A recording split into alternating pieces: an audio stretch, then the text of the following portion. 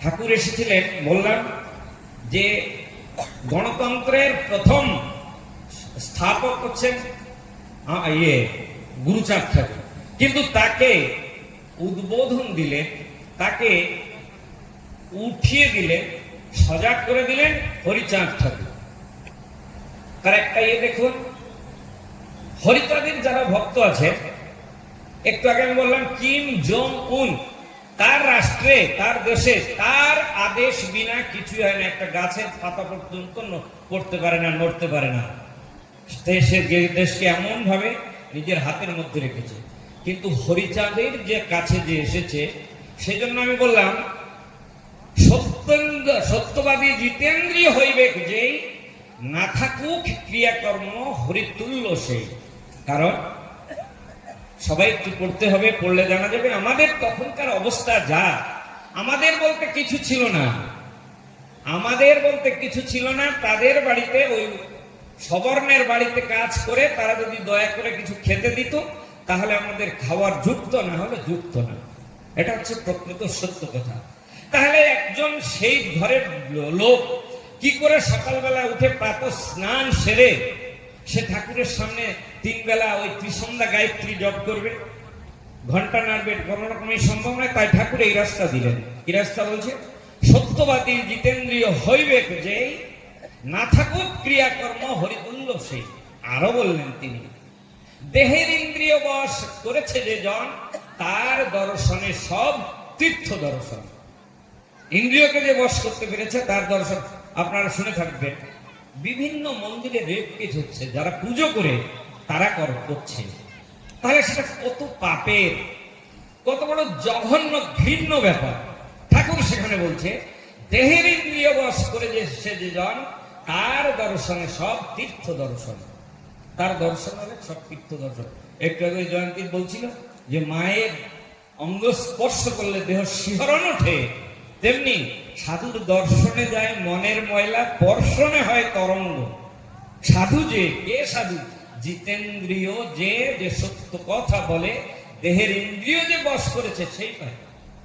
তাছাড়া সাধু হতে পারে না।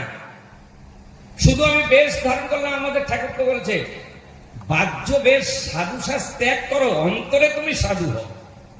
তার অসংখ্য সাধু ছিলেন, তিনি অসংখ্য সাধুকে সৃষ্টি করেছিলেন। এবং সবার মধ্যে ওই গণতন্ত্র কথাটা বললাম, তিনি শক্তি দিয়েছিলেন। কথাটা একটু লক্ষ্য করবেন। যেমন আমাদের রাষ্ট্রে, ভারতবর্ষে বিভিন্ন মন্ত্রী থাকেন, প্রধানমন্ত্রী একজন আছে, রাষ্ট্রপতি একজন আছে, কিন্তু মন্ত্রীদের তাদের বিভাগ বিভক্ত থাকে। অর্থাৎ সেই বিভাগের যে কাজ সে মন্ত্রী তার করার ক্ষমতা আছে। সেজন্য কিম জং উনকে বলতে হবে না যে এটা করতে হবে, সে করতে পারে। ঠাকুর কি বললেন? ঠাকুর হীরামনকে বলছে, যথা তুমি আছো বাঁচা, তথা আমি আছি, তোর কাছে বাঁচা আমি বিকৃত হয়েছি, তোর কাছে আমি বিক্রি হয়ে গেছি। এত ভক্ত বলতে পারে না তোমাকে আমি কিনে নিয়েছি, কিন্তু ভগবান বলছে আমি তোর কাছে বিকৃত হয়েছি। অর্থাৎ তুই যা বলবি আমি তাই করি। যথা তুমি আছো বাছা, তথা আমি আছি, তোর কাছে বাছা আমি বিকৃত হয়েছি। যুগে যুগে বাধার ওই আমি তোর ঠাই, তোর মোর এক দেহ ভিন্ন ভেদ নাই। তুইও যে আমিও সে। বদনকে ঠাকুর কি বলছে? বদনকে বলছে যে বদন রে, তোর মোর এক দেহ ভিন্ন ভেদ নাই, তোর তুই যে, তুইও যে আমিও সে। তুই যা বলবি, যথা তুমি আছো বাঁচা, তথা আমি আছি, তোর কাছে বাঁচা আমি বিকৃত হয়েছি। গোলকের সম্বন্ধে ঠাকুর বলছেন, গোলক যা করে গোলক আমি করি সেই কাজ। পয়ার প্রবন্ধে রচে রচে কবি রসরাজ। তো রসরাজ সেটাকে রচনা করলেন, যেই ভক্ত সেই আমি, গ্রন্থে লেখে স্পষ্ট, গোলককে সেবিলে আমি আরো বেশি তুষ্ট। গোলককে সেবা করলে আমি আরো বেশি তুষ্ট হই। কত বড় কথা ঠাকুর বলছেন। অর্থাৎ আমার শক্তি আমি সকলের মধ্যে দিয়েছি। তাহলে কি ঠাকুর শক্তিহীন? ঠাকুর কি তাহলে শক্তিহীন? না, সে কথা নয়। আমরা একটু ইয়ে করি, দেখুন আমরা সূর্য থেকে আলো পাই, এই যে সূর্য আমাদের সবাইকে আলো দিচ্ছে। ছায়াপথ বলে এই মহাকাশের ছায়াপথ বলে একটা আছে, সেই ছায়াপথের আন্ডারে অন্তর্গত এরকম অনেক অনেক সূর্য থাকে। তেমনি ঠাকুর হচ্ছেন ছায়াপথ। আমরা যে পৃথিবীতে আছি, সৌরজগতে থাকি একটা সদস্য হিসেবে, সৌরজগৎটা আকাশ গঙ্গা নামক একটা ছায়াপথের একটা অংশ। তাই গোলককে বলি, তারককে বলি, হীরামনকে বলি, যাকেই বলি তিনি হচ্ছে, সকলেই হচ্ছেন ওই বিরাট ছায়াপথ হরিচাঁদের একটি অংশ। ছায়াপথে যে শক্তি, এদের মধ্যে সেই শক্তি থাকলেও তারা কখনো তাকে অবজ্ঞা করতে পারে না। ঠাকুরকে কেউ অবজ্ঞা করেনি। গোলকের কথা আপনারা জানেন, হীরামনের কথা আপনারা জানেন। হীরামন বাল্যকের বাড়িতে গেল, তার গরু মারা গেছে, গরু মাঠে ফেলে দিয়ে এসে দেখছে তার মাকে মেরে ফেলেছে। কে? হীরামন। সবাই ধরবে পাগলকে, পাগল বলছে না না ধরতে হবে না, আমার মাকে যদি পাগল মেরেই থাকে তার পরম পদলাভ হয়েছে, আমার পাগলকে কিছু বলতে হবে না, আমার তাই দরকার ছিল, আমি তাই আশা করেছিলাম পাগলের কাছ থেকে মোক্ষ প্রাপ্তির জন্য আমি তাদের কাছে শরণাপন্ন হয়েছি, আমার মা চলে গেছে। পাগল খুশি হয়েছে। পাগল বলছে তোরা তোর মায়ের কানের কাছে শঙ্খধ্বনি কর, উলুধ্বনি কর, আর তোর গায়ে কোথায় ফেলেছিস? মা যেখানে ভাগার সেখানে গিয়ে দেখছে গাইটাকে ফেলেছে, বাছুর তাকে নিয়ে হাম্বা হাম্বা করে রড়ি ছাড়ছে। গাই করলে ও মা বুন্ডি কাঁদছে, তুই দেখতে পাচ্ছিস না? ওর বনুকে খাবার দে, এই দুধ দে খেতে। কত বড় শক্তি ঠাকুরের তো তেমনি ছিল। তেমনি করে একবার ডুমুরিয়া যাবে বলে পাগল হীরামন সাঁতরে সাঁতরে যাচ্ছে, হাঁসের মতো সাঁতরাতে সাঁতরাতে যাচ্ছে, গিয়ে উঠলো পুকুরিয়া গ্রামে। পুকুরিয়া গ্রামে গিয়ে দেখে এক মুসলমানের সঙ্গে পাগলের দেখা। মুসলমান বলছে তখন ডায়রিয়া খুবই মারাত্মক ছিল। ডায়রিয়া যার হতো তার রক্ষা ছিল না, গ্রামকে গ্রাম উজাড় করে দিত ডায়রিয়ায়। পাগলের সঙ্গে যখন দেখা হলো, সেই মুসলমানের সে বড় বিনয় করে বলছে, পাগল আমার স্ত্রী মনে হয় এতক্ষণ বেঁচে নাই, তুমি একবার আমার বাড়িতে চলো, আমার বাড়িতে গিয়ে আমার স্ত্রীকে কিছু করো। কারণ তারা শুনেছে, তারা যদি হিন্দু নাও হয়, যদিও হরিচাঁদের সকলে শরণাপন্ন নয়, তথাপি হরিচাঁদকে সকলে না দেখলেও তার পাগলদের লীলা কাহিনী সবাই শুনেছে। তাই বলছে তুমি চলো, চল তুই যখন ডাকছিস। গিয়ে দেখে মরার মতো হয়েছে, তার মাথায় মেরেছে লাথি। কে? পাগল। ওই মরণাপন্ন মেয়ে ছেলে তার মাথায় লাথি মেরেছে। এখন ওই লোকটা চিৎকার করছে, আমার বউকে মনে হয় মেরে দিল রে, মেরে দিল, তোরা কে কোথায় আছিস, আয় আয়, পাগল আমার বউকে বুঝি মেরে দিল। তখন মুসলমান পাড়া ওটা সব মুসলমানরা দৌড়ে এসেছে, কিন্তু পাগলকে ধরতে হচ্ছে না। পাগল সেখান থেকে দৌড় দিয়ে গিয়ে নদীতে পড়ে সাঁতরাতে যাচ্ছে। ওরা নৌকা নিয়ে পাগলের পেছনে যেতে যেতে দেখে ধরতে পারলো না, অসহায় হয়ে তারা ফিরে এসেছে। এদিকে যাকে লাথি মেরেছিল তার রোগ ভালো হয়ে গেছে, তার আর দেহে রোগ নাই। সে বলছে আমার বাজান কোথায় গেল? তোরা সে আল্লাহর নফরকে ধরে নিয়ে আয়। তার স্বামী আসার পরে দেখে সত্যি আমার স্ত্রী ভালো হয়ে গেছে। যে মরণ সজ্জায় শুয়েছিল সে উঠে দাঁড়িয়েছে, পাগলকে খোঁজ করছে। আবার সে দৌড়ে গেল সবার কাছে, বলছে চলো সেই পাগলকে খোঁজ করি। দেখে পাগলের সঙ্গে দেখা হয়েছে, পাগল কাঁদতে রয়েছে। পাগল সেখান থেকে দৌড়ে চলে গেল, নদীতে ঝাঁপ দিয়ে আবার চলে গেল। শক্তি কেমন ভাবে তারা হস্তান্তরিত ঠাকুর করেছিলেন, খালি যে নিজের কাছে রেখেছিলেন সে কথা নয়। এই ভক্ত এবং তাই তো ঠাকুর বলছে যে আমার থেকে আমার ভক্ত বড়, আমার থেকে আমার ভক্ত বড়। কেমন? আনন্দ সরকারের বিষয়ে আপনারা শুনেছেন, হরিবর সরকার যে আমাদের এই লীলামৃতকে লিপিবদ্ধ করেছেন, তারক সরকার রচনা করেছিলেন, কিন্তু তারকের যে লেখা সে লেখা কিন্তু ছাপানো হয়নি। হরিবর সরকারের লেখাটাই ছাপানো হয়েছে। হরিবর তথাপি বারংবার 4 বার ওকে এডিট করেছে। সে অনেক কথা, সেদিকে যাব না। আনন্দ সরকার ঠাকুরের কাছে চাইলেন আমাকে একটা পুত্র দাও। একটা পুত্র তার হলো, তার নাম হরিবর রাখা হলো, হরির আশীর্বাদে হলো, বরে হলো, তাই তার নাম হরিবর রাখা হলো। হরিবরকে পেয়ে আনন্দ সরকার কবি গান গাইতেন, তাই সরকার খুবই খুশি। কিন্তু যখন 6-7 মাস বয়স, তখন হরিবরের হয়েছে ভীষণ ভাপি জ্বর, এখন তো টিকা দেওয়া হয়, তেমন দেখা দেয় না, হলেও কোনো কিছু হয় না। তখন ওই ভাপি জ্বরে লোক মারা যেত, অনন্য পায়, কি করা যাবে? তাহলে যার ছেলে যে দিয়েছে তার কাছে গিয়ে নালিশ করি, তার কাছে গিয়ে জানায়।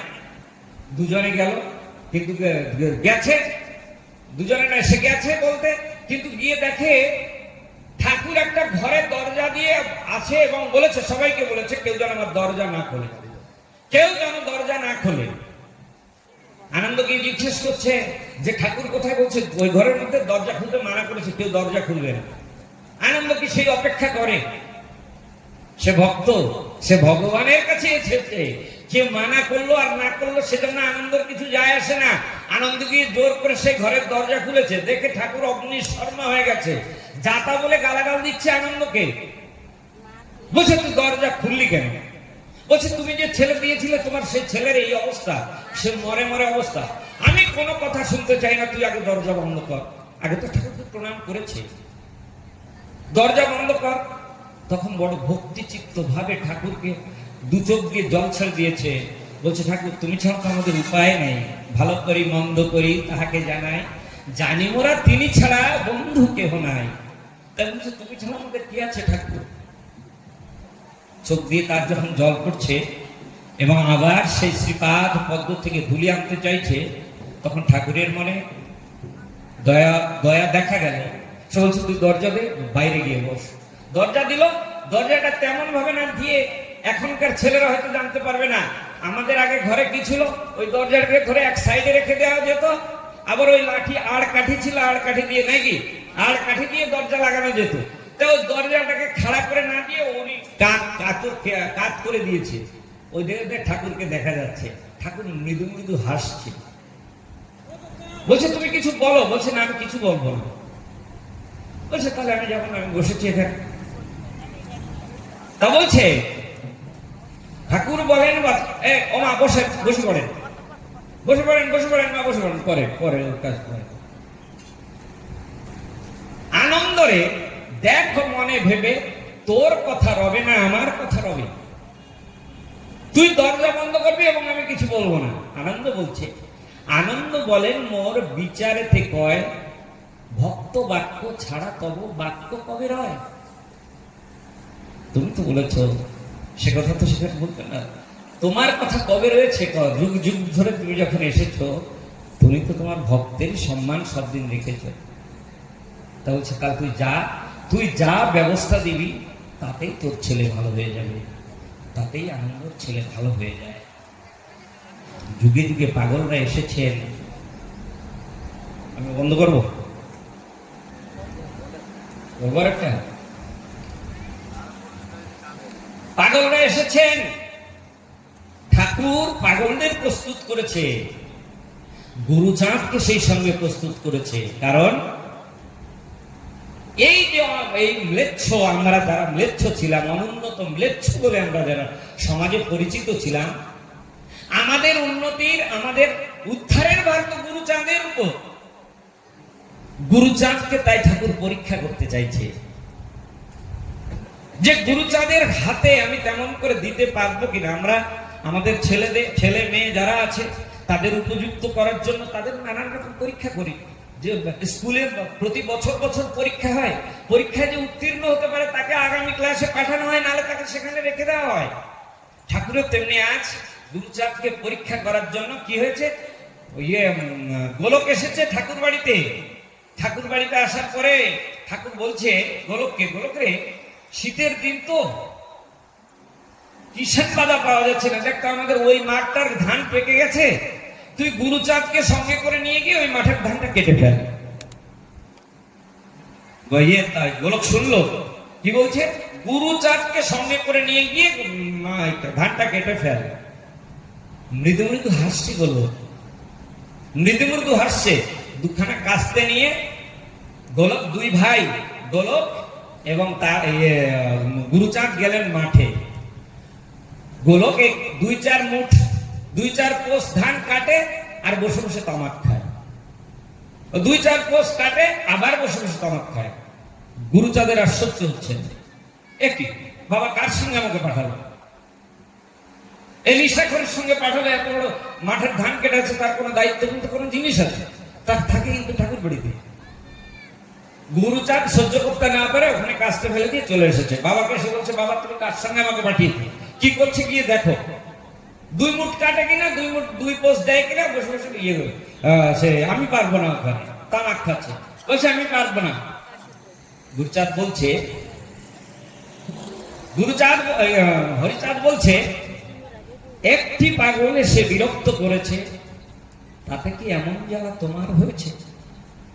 এমন পাগল কত শত শত এসে বিরক্ত করিবে তোমার সম্মুখেতে বসে, তখন এতে কি করিবে বলো দেখি বা?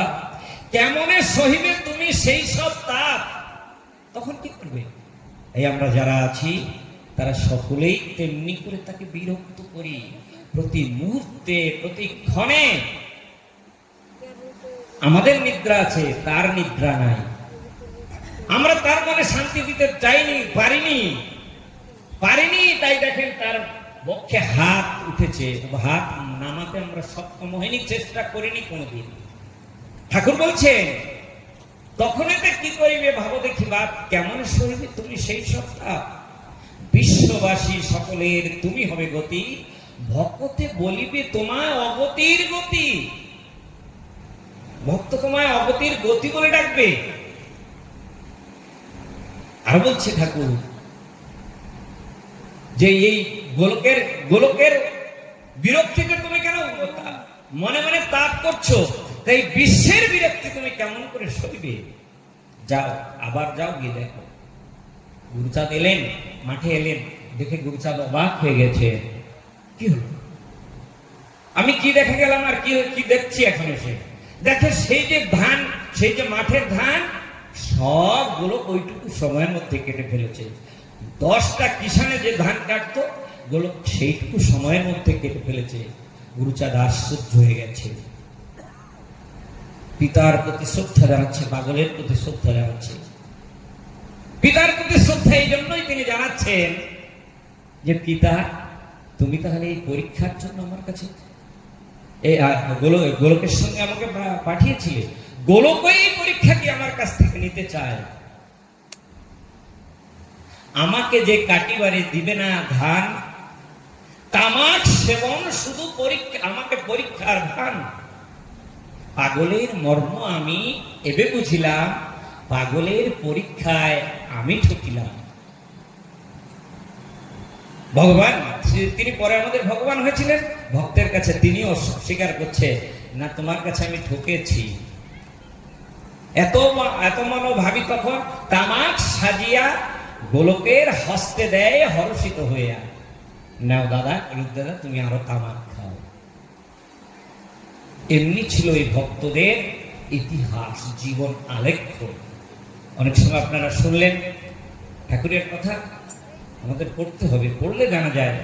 বহু এমন আছে, যাহা কেহ দেখে নাহি, যাহা কেহ শোনে নাহি, এমন তো আশ্চর্য হবে লীলা, নিজ জনে উঁচু হবে, সমভাবে রবেশ হবে, সমক্ষেত্রে হবে প্রেম খেলা। নিজ জনে আমরা উঁচু হয়েছি, আমাদের উঁচু করেছে।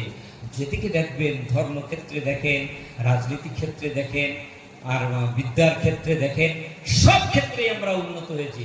কিন্তু যে করেছে আমাদের উন্নত, তাকে আমরা মনে করতে চাই না, তাকে আমরা স্মরণ রাখতে চাই না। আমাদের কর্তব্য তাকে স্মরণ রাখা, তাকে স্মরণ রেখে জীবন পথে যদি আমরা এগিয়ে যাই, তাহলে সে আমাদের প্রতি যা করেছে তার প্রতি কৃতজ্ঞতা জানানোই আমাদের, তার ঋণ শোধ করা। পিতামাতার ঋণ কোনোদিন শোধ করা যায় না, তথাপি কিছুটা হবে। এই পর্যন্ত বলে আমি আমার আলোচনা এখানেই শেষ করছি। জয় হরিচাঁদ, জয় গুরুচাঁদ, জয় সকল ভক্তবৃন্দের জয়।